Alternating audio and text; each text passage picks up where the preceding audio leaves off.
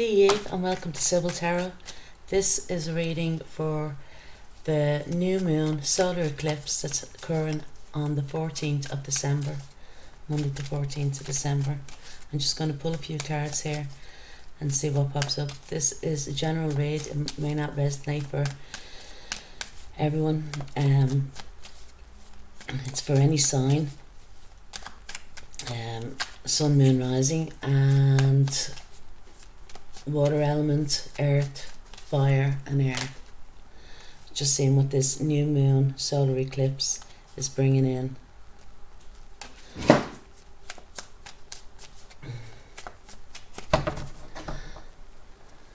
I'm just going to cut the deck here for the 14th of December for this new moon solar eclipse that's occurring. This energy can last from 3 to 6 months. For the next 3 to 6 months. So the first card out we have here is the Son of Swords, which is air energy. This can be talking about, the on the 21st of December, we have the Great Conjunction, it's known as, with Saturn and Jupiter moving into Aquarius, because Aquarius is air sign and the Son of Swords, and they say it's like, this Aquarian age, this evolution that's, taking place, and this Great Conjunction is going to last in Aquarius, in the sign of Aquarius for the next 2.5 years. Which will affect everyone, but in different ways. So what's crossing it lovely we have here is the star. And actually, funny enough, they're calling this Great Conjunction, if you look into the sky with the two planets so close together, I think they're only a few minutes apart, so to speak, but it's known as the Bethlehem star. So this is lovely. So this new moon could be, kind of like a gateway for the energy that's, to come this next 2.5 years, so to speak. Lovely. What's grand that we have here is the Two of Cups, water energy. What lies beneath we have here is the Four of Wands, fire energy. In the recent past, we have here is the Nine of Swords, air energy. Coming towards us, we have here is the Seven of Wands, fire energy.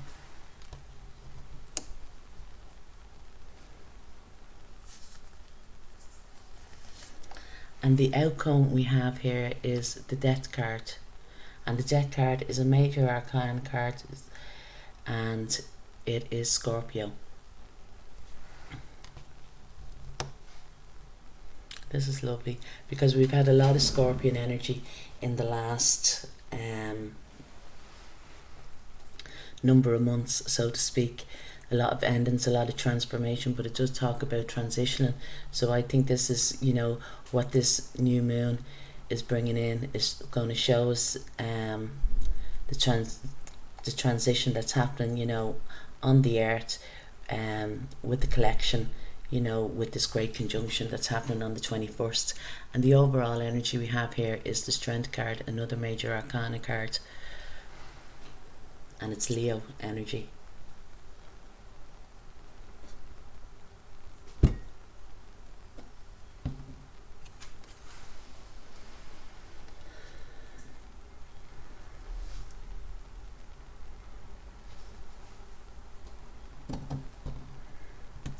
So the Son of Swords here, and can you see it there? So this Son of Swords, this, with the owl here, it's like that, it's seeking wisdom, and the Son of Swords represents, research of some sort. You could be looking into something, starting something new, maybe have some type of, a new idea, that's going on within your mind, or that, so to speak, but you want to, look through it, find out, the detail of it, especially, what's crossing it here we have is the star, something that's kind of going to give you great hope, great healing. I feel, because it's, air, and the star is, a major arcana card, but it represents Aquarius, and these, two major planets that are moving into Aquarius, there is going to be, a lot of new technology. Aquarius represents technology, it represents, the air. We're moving, those two planets have been in Capricorn for the last 2.5 years, but overall in the last 200 years they've always been in earth signs, and that's what they're saying about, now it's moving into air signs, these two great planets, because one is, a magnific planet and the other is a benefic planet, and one will bring, Saturn is quite heavy, it will bring, restrictions of some sort, lessons to be learned, and with Jupiter it brings in, it magnifies, and it brings in, luck, great fortune,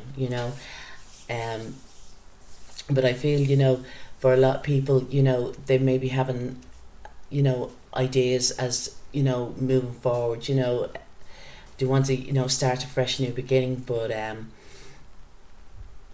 something that can bring in great healing, support of some sort, you may be wishing upon a star for something, to occur, to happen, but with the Son of Swords, it's, saying to you to start now, and the Son of Swords is all, it's about learning, studying, you know what I mean? So, and they reckon that this new moon here is for you to start something, that maybe, you wanted to, in the past, say, couple of years, but just hasn't, hasn't come to fruition, so to speak. But this new moon, this solar eclipse is saying, for you to start something, and with the Son of Swords is maybe to do your research, or to kind of work hard, to keep your head down, because with Saturn moving into Aquarius, Saturn talks about, hard work, and if you do the hard work, then Jupiter will, give you the beneficial rewards for this. So I feel that this is what this new moon is saying, to do the research, and they say, for the next 6 months, and then you will see, especially in around May, because this is when Jupiter will move into Pisces, and for a couple of months only, and then it'll retrograde back into Aquarius. But it's saying to put in the hard work now, for, to even have a glimpse of what the benefits is going to be, in May, because for those couple of months, during the summer, Jupiter's going to show you what 2022 is going to look like for you.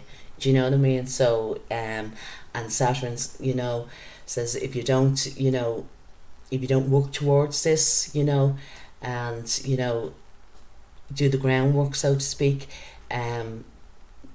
well, you might not get a glimpse of what is to come in 2022, or it might not be so beneficial to you. Do you know what I mean? That's what they're asking you to use, to use the energies, that are here.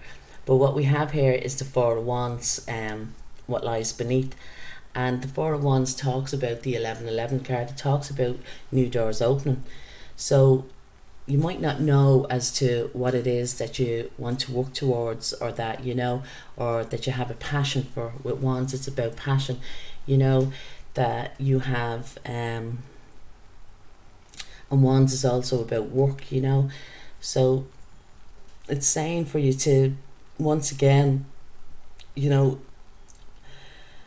to work towards something that can, you know, open new doors for you, you know, bring you down new avenues, so to speak. You know, in your recent past, we have here is the Nine of Swords, and the Nine of Swords, you know, talks about sleepless nights or that, but for me, this card particularly looks like, you know, things are distorted, you know, and this, the reason why ideas or anything in your life, whether it to be with relationships, situations, you know, work, you know, something for the last, you know, maybe for the last year or two or that, because of Neptune being in Pisces and it was retrograding the last number of months, things can look a little bit foggy, you know, distorted, you know, you're not seeing the woods from the trees, so to speak.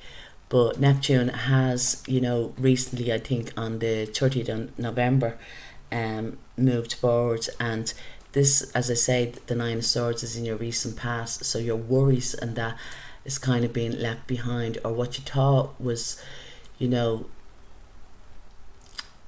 was one thing, turned out to be something else, you know, or not quite what you thought it would be, was, you know. And we have here, you know, what's crowning your spread is the Two of Cups. Now, the Two of Cups is water energy. It's Venus in Cancer, and it can talk about, you know, two people coming together in love or friendship. You know, it could be, this is what could be on your mind, so to speak, or, you know, it could be just something that kind of fulfills your soul, so to speak. You know, and that you want to embody in this Two of Cups. You know, you want to bring it into fruition, you know. It's probably what's on your mind. I'm not saying it's a relationship or that, but it could be, you know, something that you may feel very passionate about, you know. It can also talk about that, you know, it's something to do with your family, you know what I mean.